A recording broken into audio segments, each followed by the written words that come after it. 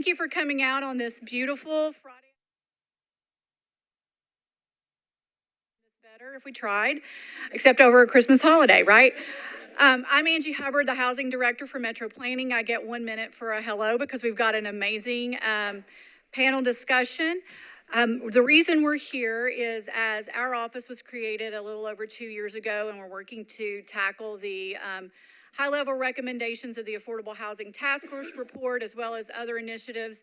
One of the guiding principles is to make sure that in all that we do, our housing policy, our housing work is resilient and sustainable. Just like the term affordable housing, those terms also have a lot of fluidity with them. We've asked the panel some hard questions we wanted them to deliver on. Thanks to all of the stakeholders who came out for interviews. This is actually being live streamed for folks that couldn't attend in person. Many thank you to our panelists who are experts from all across the country. Thank you to the Urban Land Institute Nashville for approaching me with an opportunity to partner, to the folks with the Terwilliger Center who do amazing work around housing attainability. My fabulous team on the housing division who have actually stayed up really long nights through this and worked really hard. And with that, I think I'm within my 1 minute. So thank you and enjoy. And there, I believe, will be a time for Q&A at the end. Good afternoon. Thank you everyone for coming. I'm Jennifer Carlett. I'm the Executive Director of ULI Nashville, the Urban Land Institute. We're going to have some slides in here about the Urban Land Institute. I'm not going to spend any time on them. We're going to instead, you can look through those later so that we can get just to the meat of things. I will say that what Urban Land Institute does is bring together our members who are in disciplines all across commercial real estate for networking, for education, and we do things like this, where we bring together experts to tackle big problems. So you'll see there's a little bit about ULI. You guys can look at this when we release the slide deck. And a little bit about our partner, the Terwilliger Center for Housing out of ULI Americas. I do want to pause here to say thank you to our sponsor, the Metro Nashville Planning Department and the Housing Division. We recently updated our strategic plan. We had a focus group that was with Metro partners, and one of the conversations that came up is that Metro does not get rewarded, government does not get rewarded for innovating. But that's what Angie and her team and Lucy Kempf and her team are doing right here, and we are thankful to be your partners. I also wanted to thank all of the stakeholders who came and did interviews with us. Here's a listing of those folks. They come from all aspects of community here in Metro Nashville. And we thank you for your time and your insight because it was invaluable to our panelists for their conversation and their recommendations. And then I'm going to spend the scope and the questions, there are quite a few. We wanted to tackle a lot with this, and this isn't even the big unified housing strategy. That process is coming, so there's going to be even more conversation, but this is an early first blush thought at how to tie affordable and sustainable and resilient housing together. But the overarching question for the panel is, given the real threat that climate change poses for Nashville, how can the city develop a citywide strategy that's grounded in both the guiding principles of the Affordable Housing Task Force and the city's sustainability objectives so that we can increase the sustainability and resiliency of both existing and future affordable housing stock. And then we went into a lot of sub-questions on best practices, on policies that are hurdles or could be beneficial, on how to use current mapping and data tools, and on funding sources, and on coordination. So I think you'll see that sprinkled throughout the recommendations. Here's some fun pictures of our touring, and with that, I'm going to hand it over to our chair of our panel, Molly McCabe. Thanks so much, Jennifer. It's great to be here. I really appreciate it. As Jennifer said, my name is Molly McCabe. I am a mixed-use developer who focuses on sustainability and affordable housing. I live in Big Fork, Montana, up near Glacier National Park. First off, I want to thank you all for inviting us into your home. You shared with us some really important things and some very personal things, and so that's a big deal, and we really appreciate your trust. So with that, let me introduce you. What is a technical assistance panel? Well, as it says here, we're a multidisciplinary team who came together from all sorts of places and locations. We are all volunteers, so none of us get paid. None of us are doing work specifically or getting paid by the sponsor or the city. So I think that's really important for you to know that, we don't have a stake in the results. We just want to bring our best practices to you.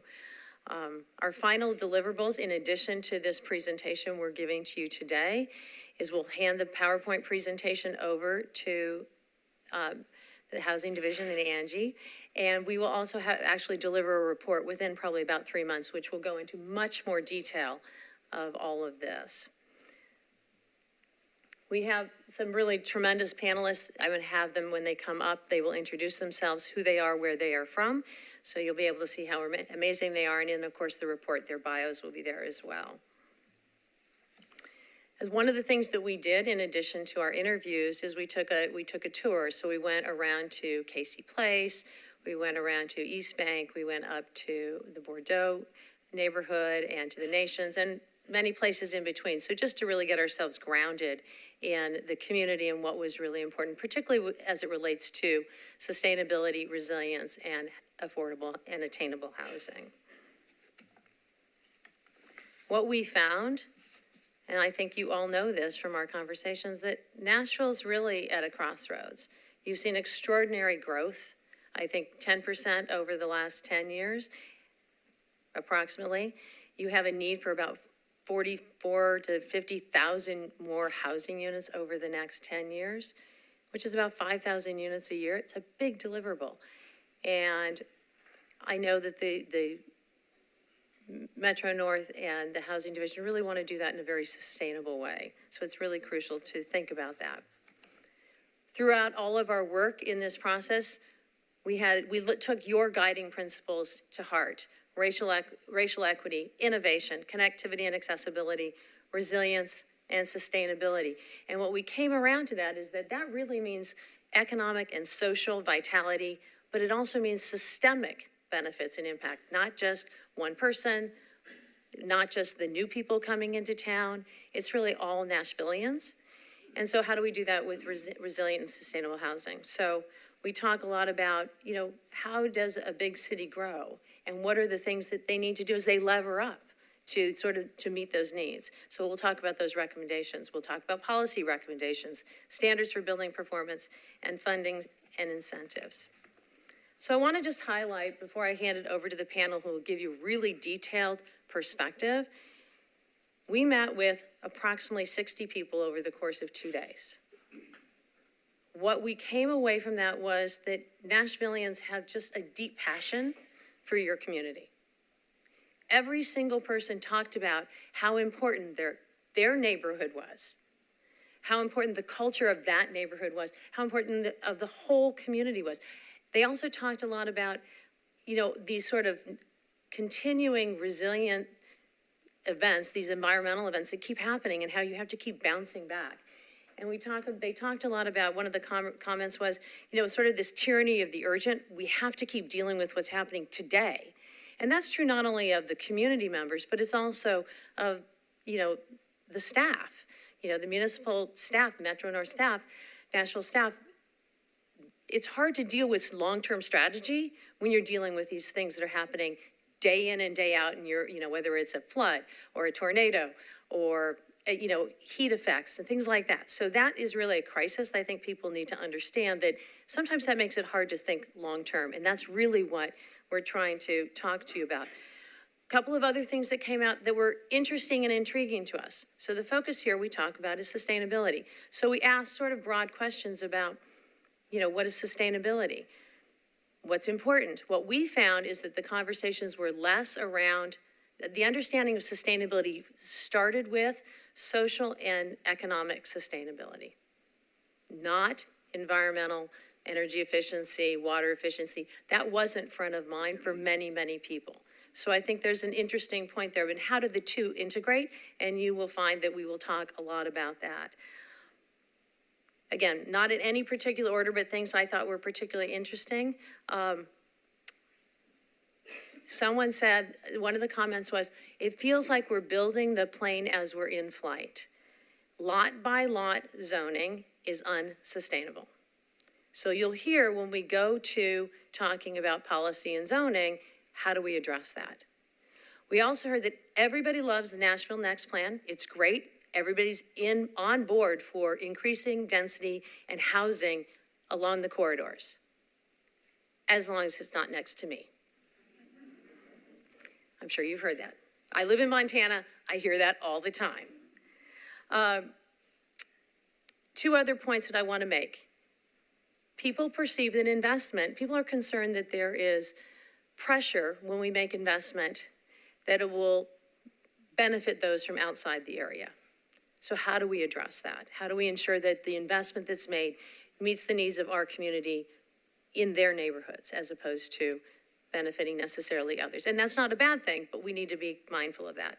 And the other thing that was really intriguing to us was there's little awareness of sort of the long-term risk, almost no discussion around insurance risk, particularly with these ongoing environmental impacts. So those were things that I think were interesting and intriguing to us, and things that I think, we want to take into consideration. So as we look at the overarching theme, and what you will hear from the panelists is the lens was, where do we integrate the people to make them sustainable, the place and make that sustainable, and prosperity, sort of that economic mobility. Where does that intersection come from, and how can we facilitate that?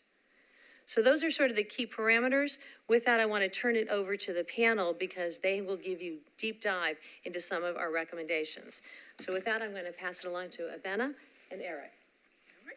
Thank you very much. Good afternoon, everybody. My name is Abena Ojitayo. I'm an assistant city manager in the city of Tallahassee. It is such a pleasure to be here. Part of our work, actually all of our work, just intersects. So you will hear several things from each of us as we go through this, and it sounds repetitive, but I think what we hope is that you see the interconnection. So we heard our sponsor loud and clear, housing and affordable housing is a priority. How do you do that sustainably and resiliently? How do we make sure that people are resilient? How do we make sure homes are sustainable? How do we deliver on this big goal, not just with affordability? And so just to level set, we know that there are things, and as professionals and practitioners in this area, there are clear minimum elements of what we mean by an affordable housing. You'll hear that it's, income constrained, or there's a specific income requirement. It's usually connected with some sort of affordability period that's often connected with land. So some kind of covenant that ensures that whatever we build as affordable stays affordable for some foreseeable future. When we talk about resilient homes and resilient housing, really the focus is on safe places and strong places. And that also can be safe people and safe homes. And so when you think about the disasters that too many of us have had to experience frequently recently, we think about building spaces that allow people to not just go through some of these shocks and stressors, but to really emerge stronger. And then lastly, sustainability is a focus on health. Healthy homes, healthy people, resources and materials that ensure that what we build today lasts for a very long time. Some of that sounds like quality, high performance. Whatever we do, we're looking to get the most bang out of our buck. But the sweet spot is that sort of middle. How do we do all three of those things together? And what we found, both from talking with you all, but also pulling from best practices, that there are about 4 or 5 things that we think always sticks out if you're trying to do all three. Some of those things you've highlighted in the work you've done already. People want density, as has already been mentioned. That's really, if density is a bad word or dirty word in your neighborhood, think about it as site optimization. Wherever we are, wherever we find ourselves, where can we get the most out of that site? We also want to focus on long-lasting materials and high performance. That's just a minimum standard. More and more, you'll hear more from our colleagues that whatever we build, we want to make sure that it's giving us the most juice out of it, whether it's the energy, whether it's the construction materials, or whatever. Infrastructure redundancy is also key. A big part of this is that we have backup plans. And that's a personal level of resilience, but it's also system-wise. When a flooding infrastructure fails, we better have a backup plan. When somebody is building in a transportation system, you want to think about multiple ways of getting to a place so that you're never stranded, you're never stuck with just one option. And mixed typology is also important. So we can't just solve our way through this with one type of building, with one type of unit. We have to size it in a way that's appropriate and respective of the kind of community that we have and the families that need to be in them. Multimodal, I'll restate that, but only because you guys are doing such a great work with their transportation planning and really thinking comprehensively. You can't have affordable housing, you can't have sustainable communities, you can't have strong, resilient communities if you don't have strong multimodal transit systems. So those things are interlinked. So when we think about Metro Nashville and what it takes to deliver on this big, bold plan, we first wanted to just set the stage and look inward.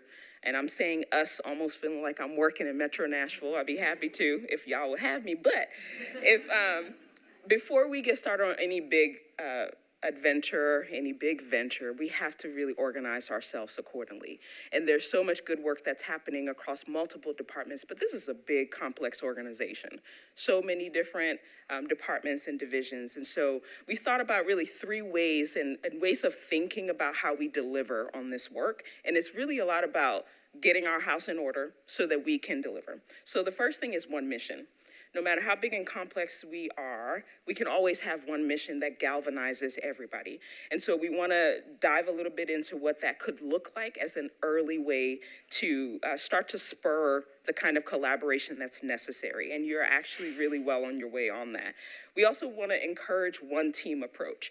No matter what various identities and flavors of departments and agencies out there, there really needs to be a strong effort to create an impression that there's a concerted, concierge level, we're talking white glove, rollout for the people that are working on affordable housing. And lastly, one process.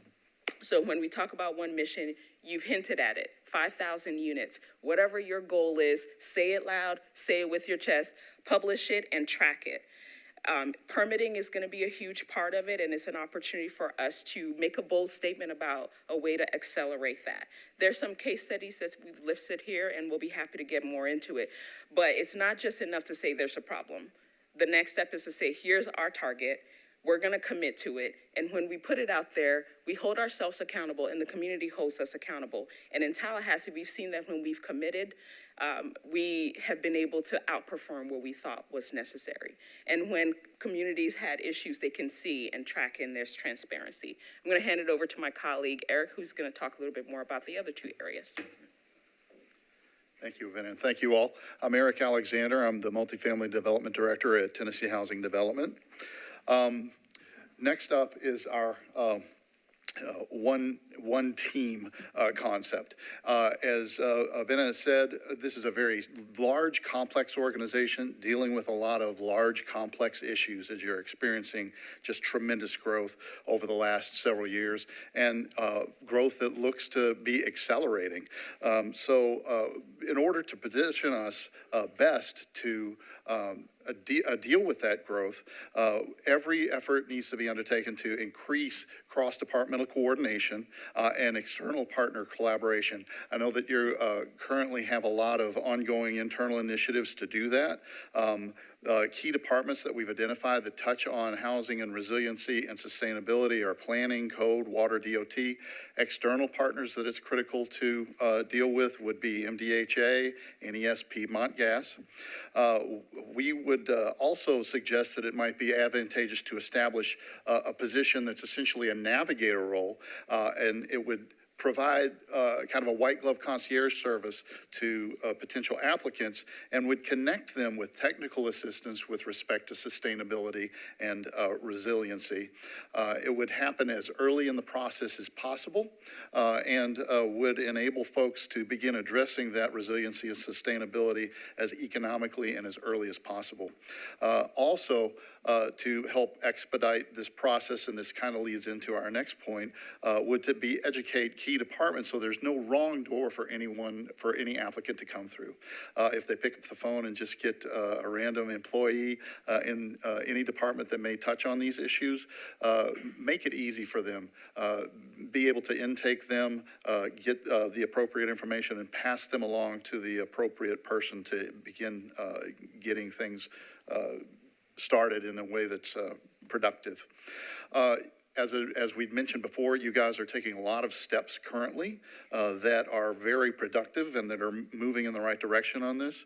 One thing that we noted was the community asset and land use tool that is currently in the process of going live. Our understanding that it's kind of coming online in pieces. In the meantime, until that's ready, our understanding is Metropolitan has created a new permit to designate affordable housing so that whenever that comes up, it's automatically flagged, and so that helps elevate it and expedite that through the process. And land use is helping to coordinate applications and move them through the process quickly. When CALS comes online, we believe it's important to make sure that affordable housing, resiliency, sustainability is integrated into CALS. We also believe that it's important to integrate the housing division dashboard that's currently existent into the community asset land use tool. Presently it's produced quarterly, manually. CALS will provide an opportunity to essentially provide a push-button, real-time dashboard tool that will help things, again, move expeditiously, and to map publicly owned lands in a central location that would be eligible for housing development to make it easier. Also, as Nashville's experiencing this growth, staff is extremely lean and efficient, but there are a lot of stresses on existing staff because of the growth and the demands that are being put in place. We would suggest that we prioritize hiring in stress divisions. I know that we talked to folks in the water department. They're having tremendous, it was very apparent that they're having tremendous and acute issue with staffing. So prioritizing those stress divisions for hiring and leveraging capacity from external partners. And some of our colleagues will be talking about opportunities to interact with our external partners here in Nashville shortly. And with that, I'd like to turn it over to Jennifer and Janie to discuss the policy recommendations. Thank you, Eric. So my name is Jennifer Horn. I'm a principal at Urban Campus and Core and a member of the ULI Nashville community. So we'll talk to you a little bit about what we found through our interviews with stakeholders related to policy and zoning. So one of the things that we thought was important to connect was that when we think about the sustainability and resilience of housing, we really need to be intentional about how we are siting locations. So where are we looking at very strategically comprehensive land use? And so one of the things that we think is important to keep things sustainable and resilient is that it needs to be located near transit, have access to jobs, services, and amenities, but really creating a pathway towards affordable living. A lot of the feedback that we got through our stakeholder interviews was the concept around sustainable, affordable, resilient housing isn't just focused on the affordability of the asset, but the affordability of the lifestyle associated with living in that community. So we wanted to be very intentional about how we use land and where we locate amenities and resources, as well as housing. And one of the ways we want to be very focused on resiliency is keeping things out of harm's way. So what you'll find as we go through kind of our feedback and the things we saw through stakeholder interviews was Metro is doing a good job about being proactive, about removing things from harm's way, and how do we think long-term and in a broader sense about how we can continue to reduce those risks and create opportunities to overcome barriers. So one of the things that we think as it relates to policy is really looking at all of the work that's been happening in different lenses. So we have a lens that's focused very specifically on resiliency and sustainability. There's active undertakings being done around housing, transit, et cetera. So how are we combining and merging those views into consistent and comprehensive zoning as well as land use standards? So we want to make sure we're taking things from that city's comprehensive plan and embedding those in the zoning codes and definitions. We also want to make sure that we're clearly stating where development, including affordable housing, should be located, and that goes to that siting we talked about earlier.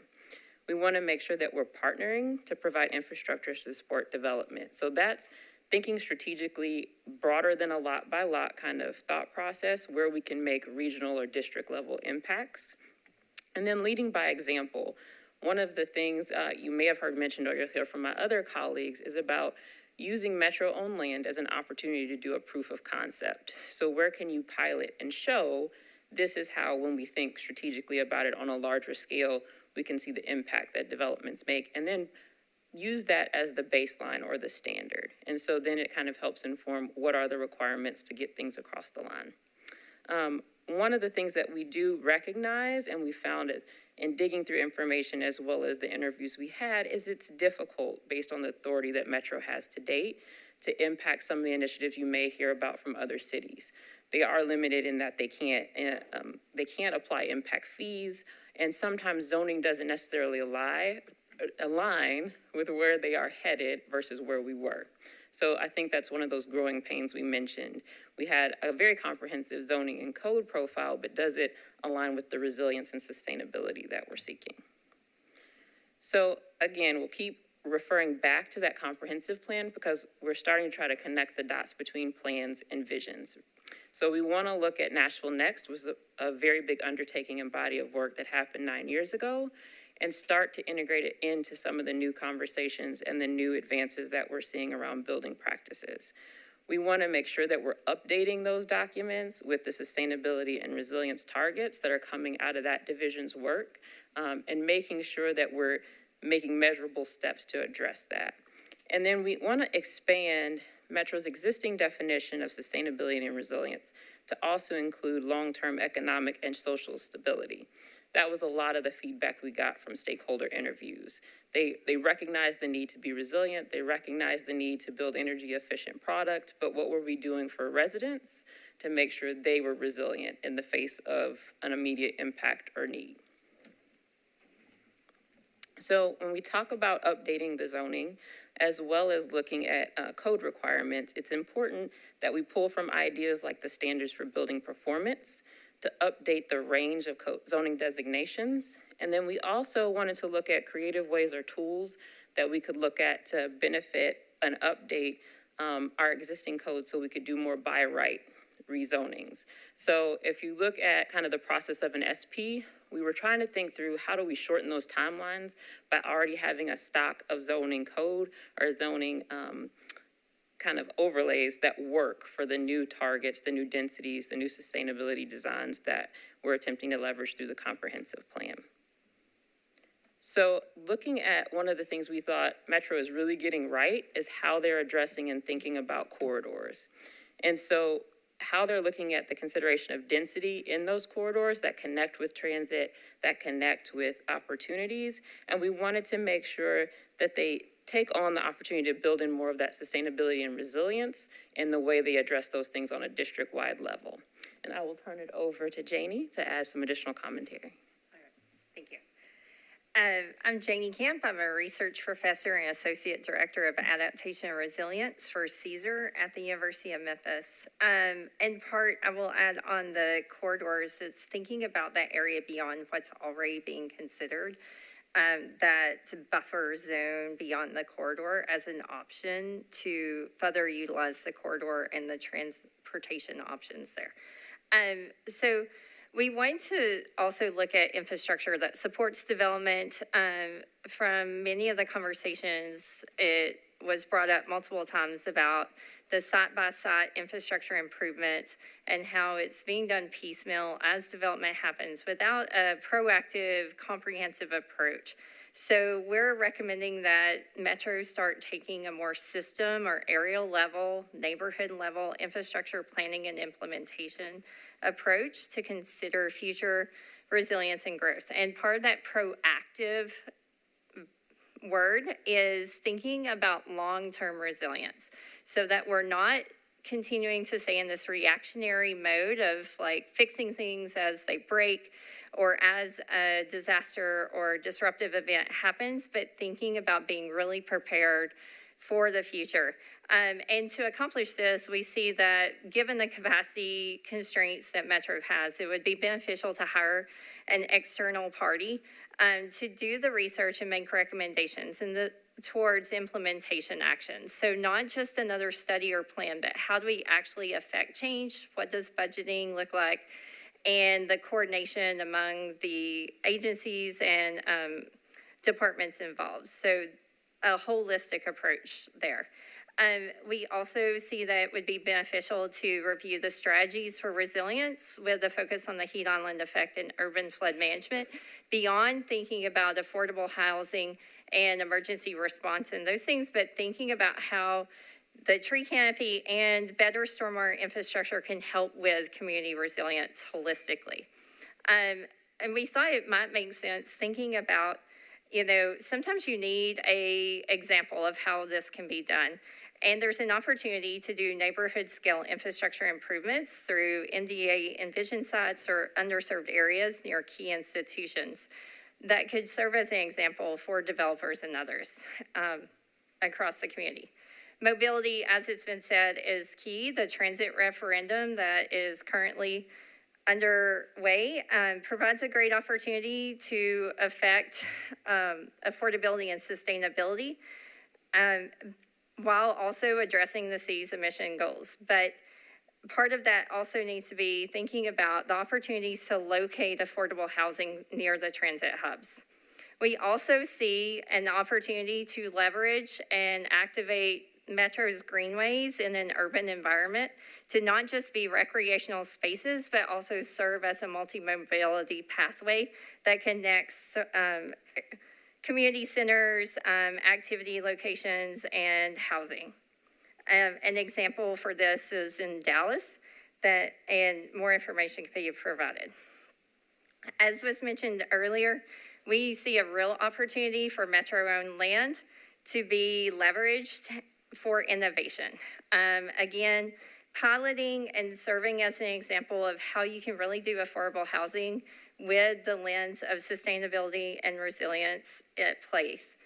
The mayors already starting on this are moving in the right direction with conducting an inventory of Metro-owned land and developing a steering committee to look at opportunities for that land.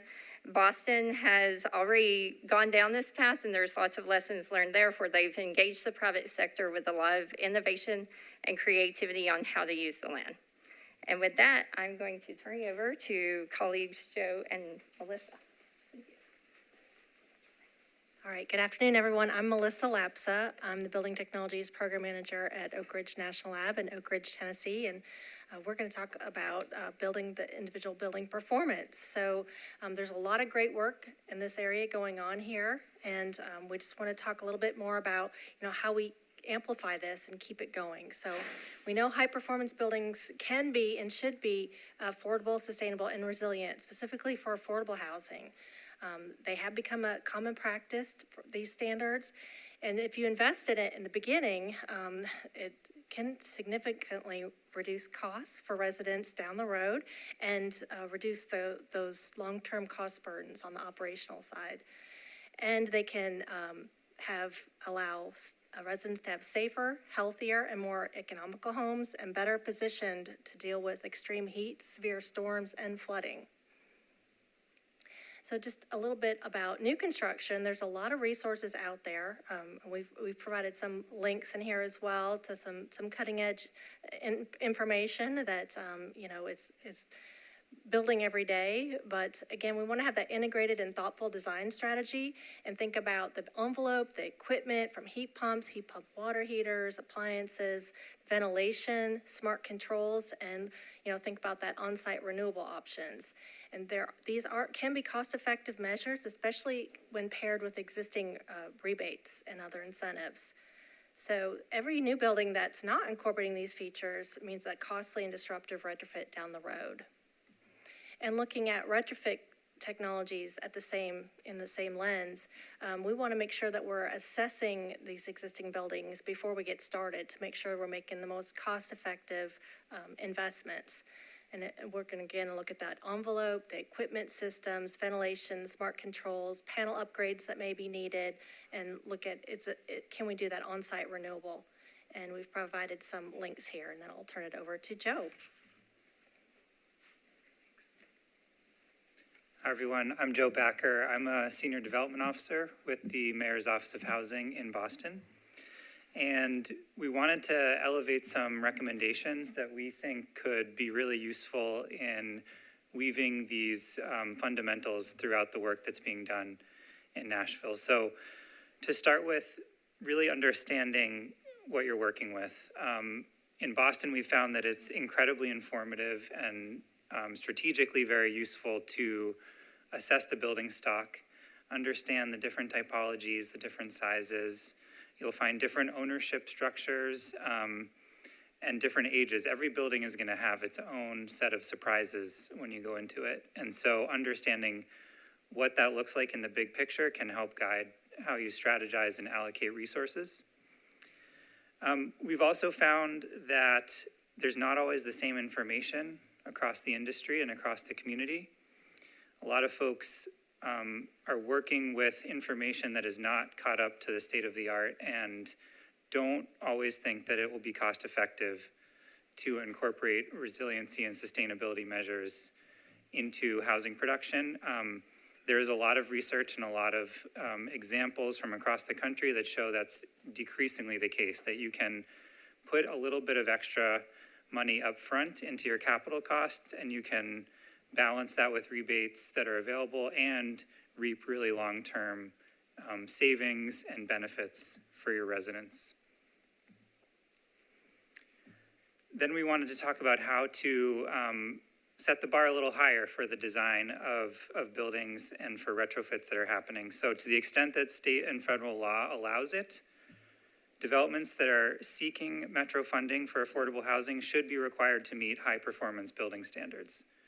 That can mean different things for different typologies. So for rehab and renovation, you always want to start with a comprehensive building performance assessment, so you understand what the bones of the building are like and what you might encounter when you open up the walls.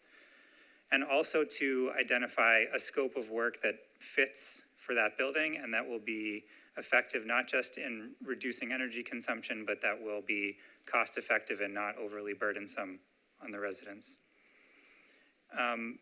For owner-occupied single-family typologies, you can access resources through TVA's Energy Right program, which puts a lot of information and assessment resources out there. For larger multifamily rental, the Home Efficiency Rebate Program through the state is a great set of resources, and the Inflation Reduction Act is actually supercharging that in all the states across the country, so more and more is coming as we speak.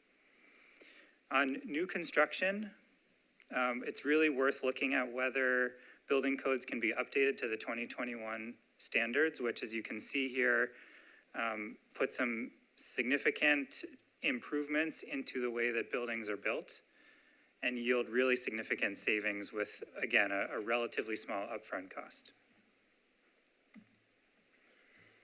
And then finally, we want to talk about ways in which partnerships and coalitions are really important. So Metro Housing should be and is a convener and educator to support sustainable and resilient practices across the developments that are happening. This means building partnerships across different disciplines. In the area of housing development and retrofits, there is a huge opportunity for workforce development as a new industry comes online to do this work. You can work with other funders and incentive providers that bring in more resources and rebates to make this work cost effective. You can bring in other staff from Metro Nashville who have incredibly important expertise to make this work coordinated and efficient. And there are other tools and resources out there, such as resiliency toolkits, that allow you to really deepen the analysis. Finally, there are opportunities for pilots that will help you demonstrate what's possible and learn from what's difficult, learn from the failures, which is really important. The Barnes Housing Trust Fund has land parcels that could be made available for piloting sustainability features. There are cities like Phoenix where they've made ready-made plans for zero energy single-family homes available to builders and developers so that you're decreasing the learning curve and making it much quicker and easier to start building these high-performing homes. In Boston, we've released prescriptive pathways for different typologies of housing that show what different combinations of insulation, windows, doors, and systems can be pulled together in a way that's cost-effective and yield pretty significant energy savings. And then finally, as we've talked about previously, there's a ton of potential partnerships in the region, whether it's universities or other partners who can be coordinating and collaborating with Metro Nashville on all this work. And we're going to turn it over to Maria. So I know we're coming up on 2 o'clock, so I've got a stopwatch here, and I promise not to talk for very long. I know it's a Friday and a nice day out there. So I'm just going to summarize a bit of what everybody else has talked about, but in the framework of incentives and financing tools. I guess I didn't introduce myself. I'm Maria Williams. I'm sorry, I come from the Seattle area, so I've come a long way and learned a lot about Nashville in the last 2 days. I work in affordable housing development, and my work is focused mostly on innovative solutions to find financing to make these things happen around sustainability and resilience. And we've had a lot of talking about focusing on energy efficiency, both retrofitting and for new construction, because it is an aspect of sustainability that has a real impact on people living in low-income housing. Those reduced energy bills or even eliminating energy bills can make a huge difference financially for people who are struggling. So we would like to see the city both get out of the way and make the process easier to finance those aspects of sustainability and affordable housing, but also to provide incentives and help with technical assistance so developers and builders can take those next steps to build housing that functions well for people.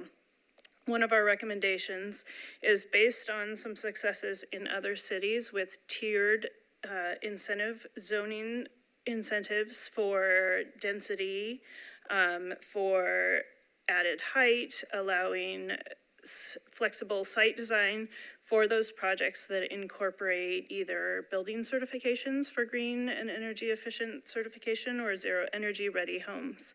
So we'll provide in the technical report a lot more details. It's a lot more to talk about there, and we can find that in the report. We've already mentioned that some of the cities are providing ready-made single-family house designs and plans that builders can use so they don't have that learning curve of trying to figure out what it is that works. And then, again, expediting that permit process and making commitments from the city to move those through the process quickly could make a big difference and create predictability and reduce costs for builders. Financing tools are extremely important. It is really hard to build housing these days. The cost of building has gone up 30% over the last 4 or 5 years, and interest rates are high. So making those pro formas work is really difficult. So then when we talk about adding and layering on sustainability features, it sometimes becomes really difficult. So we're looking for ways that Metro can provide financing and provide incentive programs within their financing structures to help bridge that gap so that builders can then incorporate those healthy and sustainable features. There's a number of different ways we've talked about over the last several days, and again, this will be detailed further in the technical report that comes out in a couple of months, but just as an overview, incorporating in the Barnes Fund or other funds that are available through Metro, beyond the baseline requirement, awards for high performing and healthy features in the affordable housing can really help bridge that gap for those affordable housing builders that are struggling to find sources of financing for that. We're looking also for things that can be done quickly and implemented so that the Metro staff can provide some more resources right away. So one of the things we've talked about beyond just the buildings is the infrastructure in neighborhoods and building neighborhoods that are safe and walkable and create connected communities. So looking at some fundings, there's a CHIP fund that helps fund infrastructure, and looking for ways that that might benefit those developers of single-family homes to put in water and stormwater infrastructure, as well as trees and green infrastructure to make sure that those neighborhoods are walkable and safe, and that they provide the benefits that trees do for stormwater infrastructure. Technical assistance is another area that Metro could provide resources. With the Inflation Reduction Act, a lot of funds have been released and will be released immediately through the states for solar. For instance, to get those buildings and those homes to zero energy and reduce energy bills quite a bit.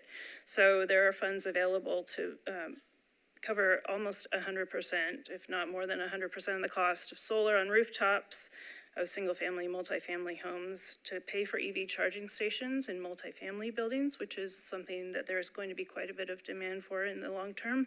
And then also for solar and battery storage to create resilient neighborhood centers. And finally, we've talked quite a bit about partnerships with local universities, the Metro School District, and churches. We're seeing across the country a trend where faith-based organizations who have a mission of serving their communities are using their extra land to develop affordable housing.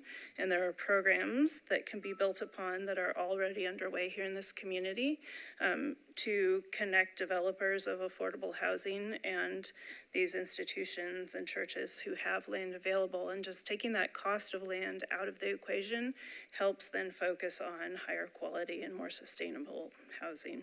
So that is time. I think I'll turn it over to Molly to talk about next steps, the report that's coming out, and take questions. Thank you, Maria. Thank you all for spending this time with us. The next steps, we will be putting out a report. As I said, this presentation itself, it will be handed off to Metro Nashville and the Housing Division. There is a whole sort of appendices that will include links and so forth to a number of the case studies and such that we have referenced.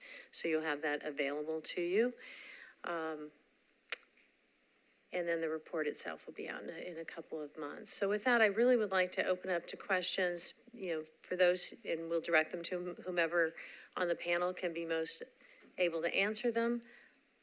I would say before I do that, looking at staff, I'm not sure how to do that. Do somebody come up here?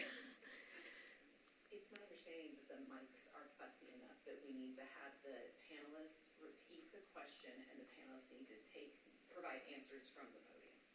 Okay, so with that, are there some questions out there that you'd like more clarity on? You want some more deeper dive on something?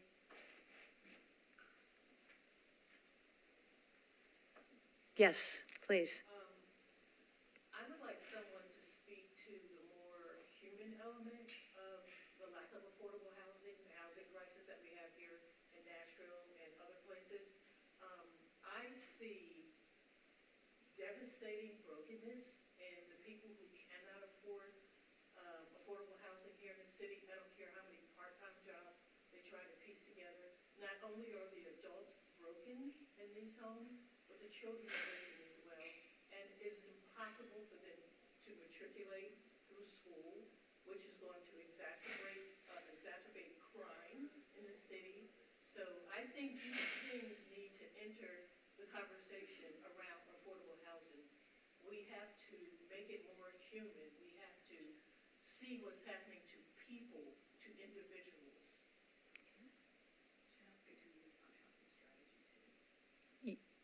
Say that again.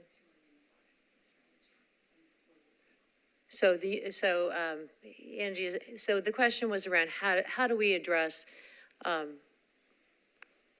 just the brokenness of what's happening in our community, in this community in particular, but it's true nationally across many, many other communities, particularly as it relates to the rising cost of housing.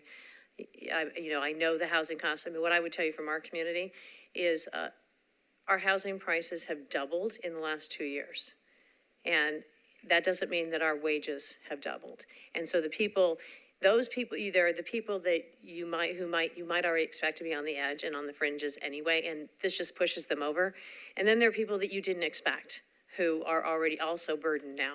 And so there's just this escalating challenge. So the question, what Angie was commenting is that the unified housing strategy that is in process right now will specifically address both how big the problem is and very specific strategies around that. But it is a topic that we talked a lot about as a panel, sort of the people side of it and how we address that.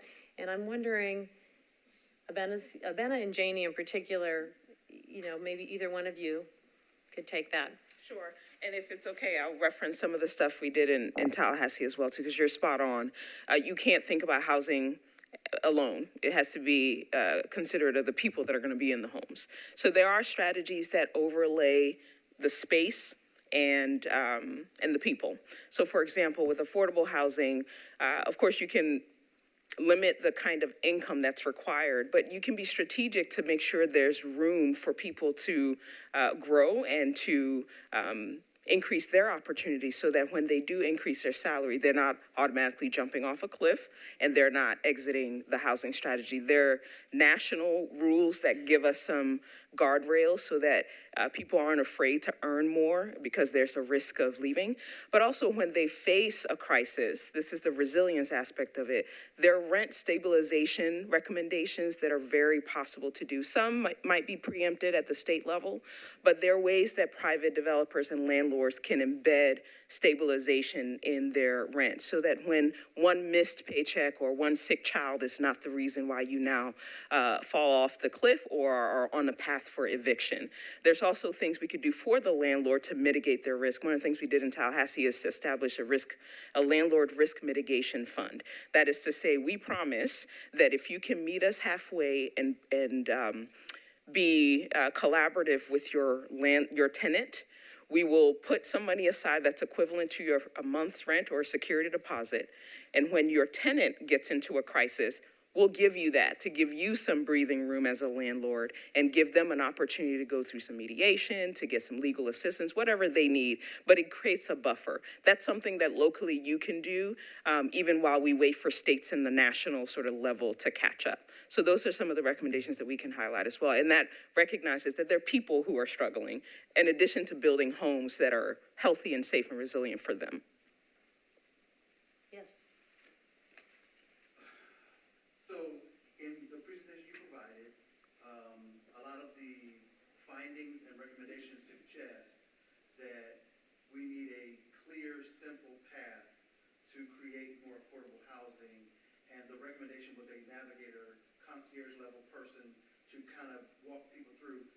My question is, it doesn't suggest or say that that navigator position would have the authority or the power to push things through faster so they can actually get accomplished in time.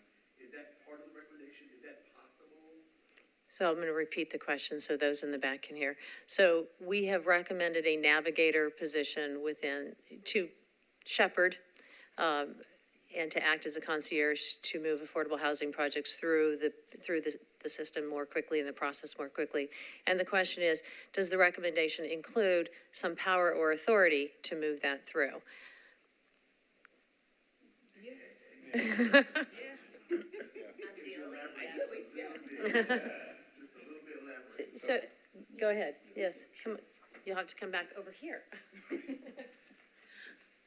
So that recommendation is actually twofold. It's to help ensure that applications are moving smoothly through the process, but it's also, we're talking about affordable housing, and that's critical, but we're also talking about integrating sustainability and resiliency into new production of affordable housing.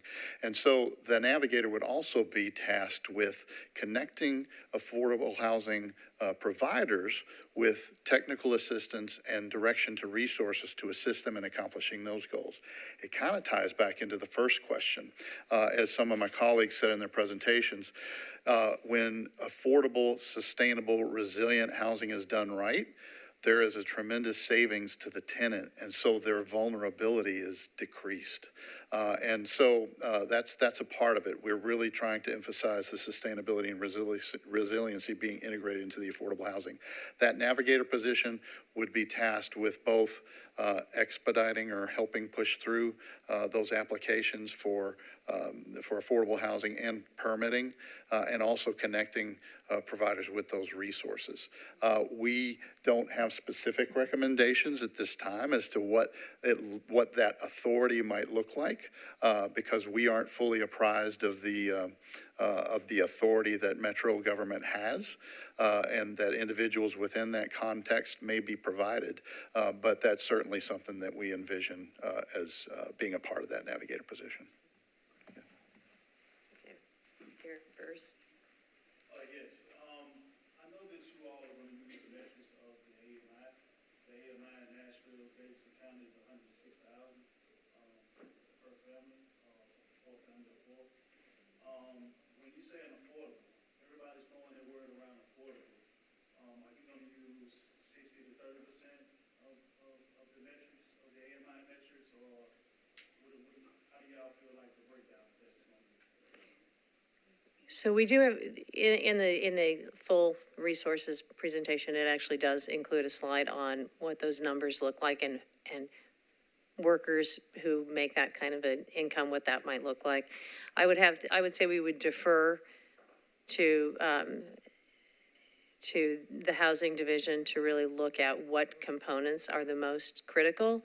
I know from, I'd make one comment. One, what we're finding in our community, which I suspect is your community, is that AMI is going up, and it's actually disproportionate because it's median.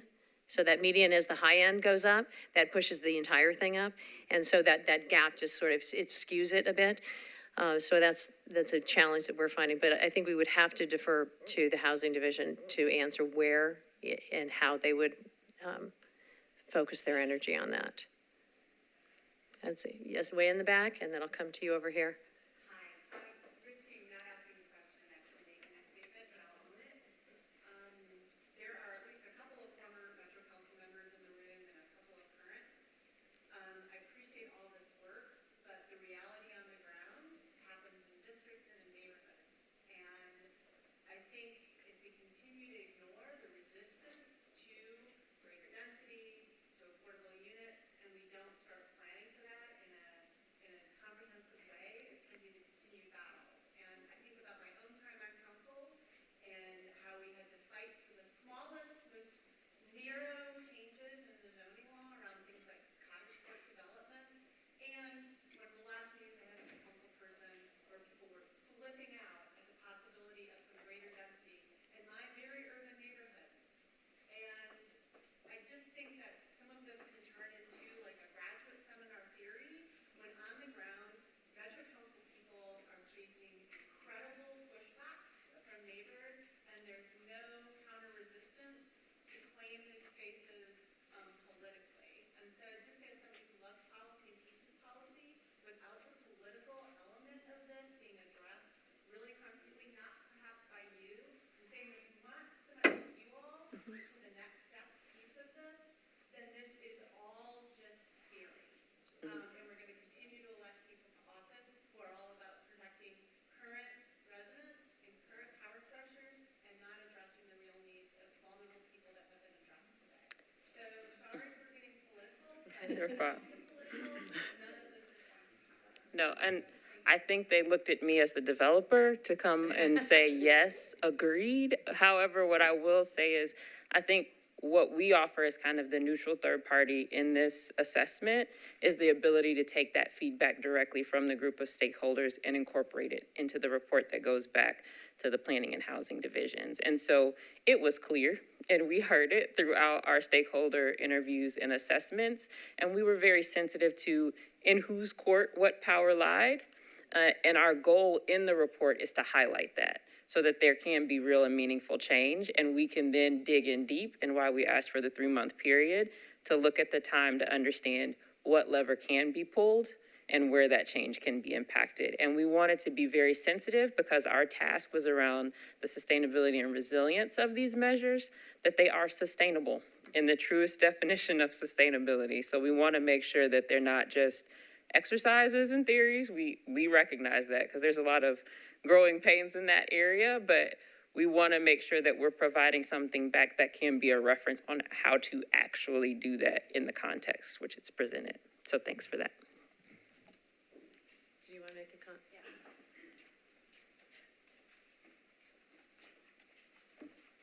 So I would add to that, as an academic, this is a real opportunity for public education outreach because the council members are feeling the pressure of the constituents, and helping the general public understand what affordable housing looks like, what density looks like or can look like in your neighborhoods to really accomplish what everyone wants.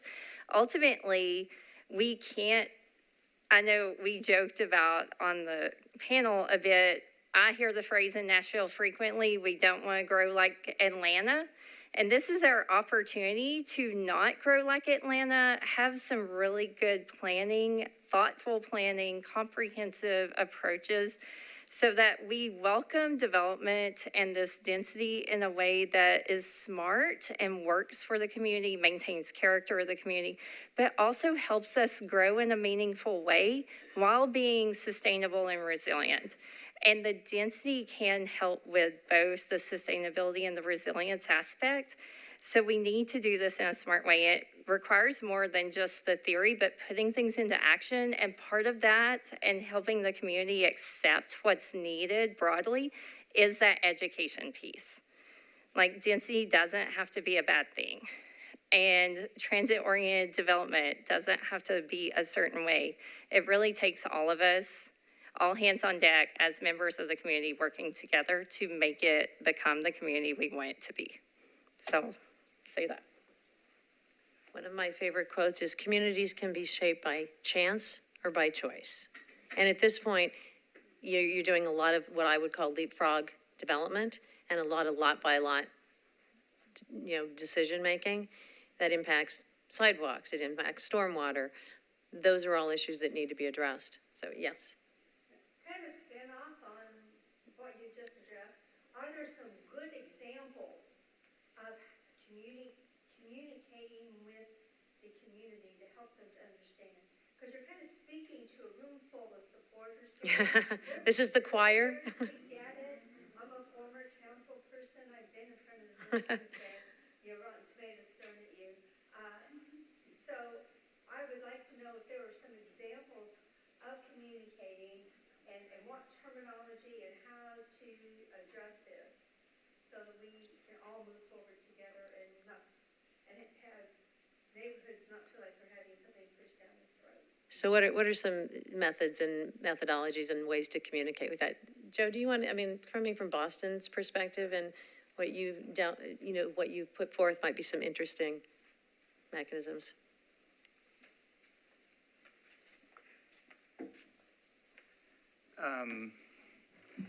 It's a nice, easy question. So I do a lot of work in the community in Boston with land disposition. The city owns parcels that have been foreclosed on or just sit vacant, and we try to use those for affordable housing. And so they look like a lot of different things. They're big, they're small, they're in different neighborhoods. And so I've been in some good meetings and some really bad ones. I don't think I'm an expert, but in the ones that go well, I think we're able to start early in talking about what our goals are. And a lot of the times we can agree on those goals. We may quibble over some of the details, but if we can say we have this parcel of land and we want to balance affordability with some open space for the residents and connectivity to the street that it's on, then you are setting the terms for the developers to respond. And it's up to them to give us their best look at what they think they can do under those parameters, and it's up to us to pick the one that we think can move forward the best. And then we have to fight a little bit in the civic associations and in the neighborhood meetings to decide if it's the right height, the right color, enough parking or not enough parking. So I don't think you can have a general theory of that, but it really just comes down to starting big and getting specific. Do you have a word other than affordable, Attainable, attainable? attainable. Because you think people don't like the word affordable, or? I think there's the, right, it's the big A versus the little a. Well, we've had to do a lot of education around that, or just setting some parameters in our meetings and helping people understand that in their neighborhood, there's a lot of people who face a lot of really high burdens on housing, and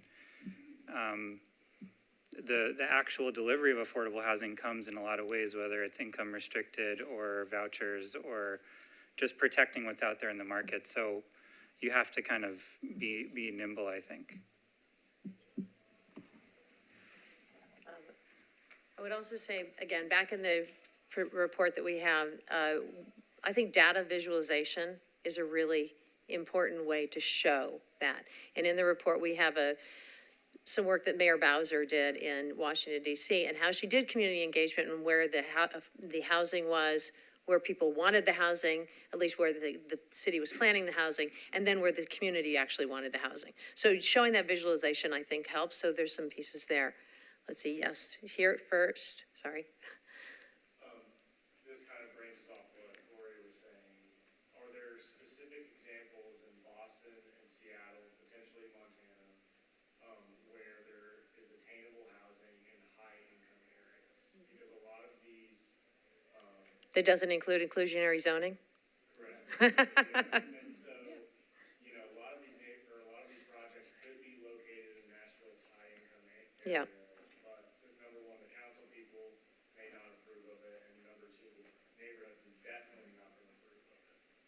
Flows between other counties in the MSA as well. Yeah. And so are there specific examples, specific projects of publicly financed affordable housing in high-income neighborhoods and using that as a case study for Nashville? I know. Or Seattle? Yeah. The answer is yes. The answer is yes. This moving up to the microphone, it takes a lot more time than we'd like. I think the short answer is yes. There are different tools that sometimes don't trigger the same kind of reactions. So if, for example, if a housing authority is developing a project, people naturally think about the existing units and they have that in view. But there are other projects that are financed or built or designed in a different way that don't always conjure that up immediately. So when I think about Tallahassee, there are apartment complexes, for example, that are existing units in high net worth areas. They've been there for years. The opportunity to transition them to affordable happened when they came to a certain point of, it's not really the end of life, but where a new owner wanted to re-envision that unit. And so rather than keeping it market level, they refinanced it and renovated it with financing that allowed them to become affordable housing, if that makes sense. And so that's a different kind of model. Yes, that's right. And so my question was targeted around the ground up. The new construction. Yeah, and again, I think sometimes the financing and the partner makes the difference. Who is initiating it might start a fight that you may not want to start. We've had examples where church, for example, as we brought up an example, a church in a sort of high income area utilize their land. They have a lot of authority and discretion, but they also had relationships and a built trust with their neighbors. And so they could co-envision a redevelopment that challenged the notions or the biases about what affordable housing looks like. So that's one way to do new construction. I'm gonna just, So we have 2 minutes. I'm only sharing this quickly because our colleague David couldn't be on the panel today and did a lot of work. He's from the city of Austin, and I just wanted to highlight one of his examples. So he was mentioning what they call a teacherage. So there was longstanding legislation that at a school, you could put a cottage on the back for a teacher. They leveraged that legislation to actually build workforce housing for teachers attached to schools. Because in affluent neighborhoods, you couldn't have housing that the teachers could afford, but the teacherage allowed them to build housing on the campus for teachers and support staff. So I thought that was a really cool example of how you could do that in maybe some touchier areas. Okay. So we have 2 minutes and then we have to wrap it. Some of us will still be able to be here. Some of us are getting on planes. So, yes, over here. Hi, Sorry, you talked a little bit about financing. Perfect. You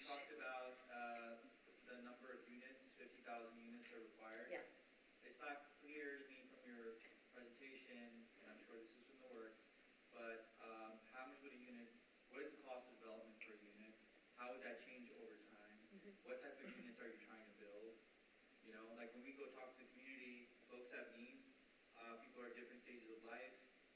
Some are starting families, so we need to get clear on that. And we've seen the fluctuation in terms of inflation of land and just costs in general. So how do we project that out? How do we review that on a yearly basis? What is that plan as well? That's the biggest challenge I see of all. And first I wanted to answer with a quick example in Seattle. Yesler Terrace is a Seattle Housing Authority project that has done a brilliant job of incorporating market rate and very, very affordable housing in an entire, it's a huge project. I forget how many acres, right in downtown Seattle. When you drive around or walk around, you cannot tell which of the buildings are affordable housing and which are very high market rate housing. And there's wonderful amenities available to everybody in the community, soccer fields, schools, community centers. It's an excellent example. So just wanted to point you to that. It can be done, has to be high quality, good design, and then neighborhoods will accept it. And then as far as financing, like I said, I'm a developer and I'm struggling every day to put these pro formas together to build housing, all different kinds, rental and home ownership. Costs have gone up more than 30% since I last built a project 4 years ago. And when I'm trying to incorporate sustainability into that, that just adds another layer that becomes more and more challenging. But to me, it's incredibly important to do that. Like I said, to bring down the energy costs so people who need it most aren't struggling with their daily bills. And when we're looking at the numbers, 50,000 units that we need to build of affordable housing over 10 years and thinking about that gap that continues to grow between, you know, what it costs and what people can pay for those units, it's an incredible number. So we're looking for all kinds of sources of financing, and we need to bring partners together, and we need to find new sources of financing because we look at the federal and state subsidies and what it costs to build, and they're not covering that anymore. And so we need, what? I can tell you, we asked that question and tried to get a sense around it. It's a range. It's a range, and 200 to 280 a unit, 80,000 a unit for multifamily is what we heard. Yeah. Right, that doesn't include land, that's just hard costs. That's just hard. So, again, we tried to get to that number, I'm not sure that we got to where we wanted to be. And, you know, then there are places like, you know, Seattle or Los Angeles where it's like 700. So, you know, it's a whole different world. We are at time. I am so very sorry. I'm so grateful to all of you for being here.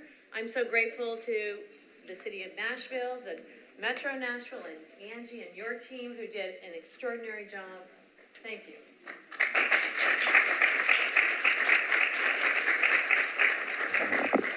So before we wrap up, I'm going to get the last word, right?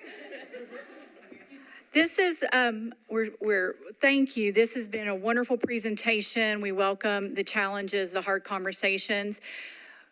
We are starting the unified housing strategy where we're going to be having more roundtable conversations, community engagement. So I better see these faces at other meetings.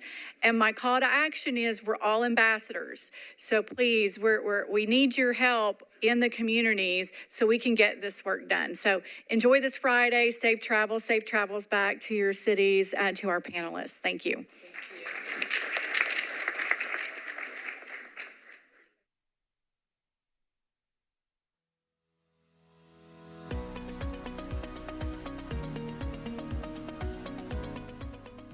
This has been a service of the Metro Nashville Network.